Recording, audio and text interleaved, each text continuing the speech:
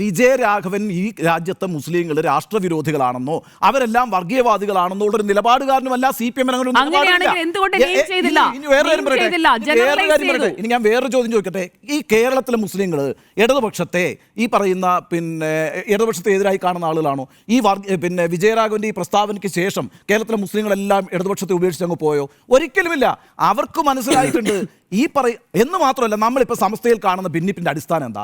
സമസ്തയിൽ കാണുന്ന ഭിന്നിപ്പിന് വലിയ ചർച്ചയല്ലേ? അവിടെ ഒരു ആശയ സമരമാണ് നടക്കുന്നത്. എന്താണ് ആശയ സമരം? നമ്മുടെ സമുദായത്തിനകത്തേക്ക് മതരാഷ്ട്രവാദികളും മതമൗലികവാദികളും കടന്നു വരാനും ആ ആശയം വേരുറപ്പിക്കാനും അനുവദിക്കരുത് എന്നുള്ളതാണ് അതിനകത്ത് നടക്കുന്ന ഏറ്റവും പ്രധാനപ്പെട്ട ചർച്ച. അതിനെ പ്രോഗ്രസീവായിട്ടാണ് ഞാൻ കാണുന്നത്.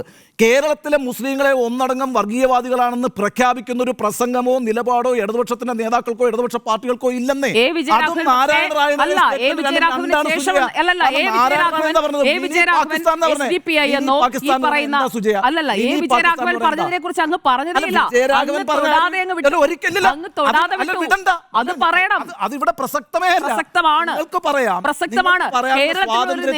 പറഞ്ഞതിന് ശേഷം അതിന് തുടർച്ചയാണ് നിതീഷാണ് പറഞ്ഞത്.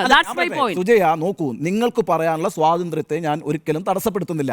വിജയരാഘവന്റെ പ്രസംഗവും നിതീഷ് റാണയുടെ പ്രസംഗവും ഒക്കെ നിങ്ങൾക്ക് ഇക്വേറ്റ് ചെയ്യാം. ആ നിലപാടുകാരനല്ല ഞാൻ. ആ നിലപാട് എനിക്കില്ലാത്തതുകൊണ്ടാണ് ഞാൻ ആ വിജയരാഘവന്റെ പ്രസംഗത്തെ കുറിച്ച് പറയാത്തത്.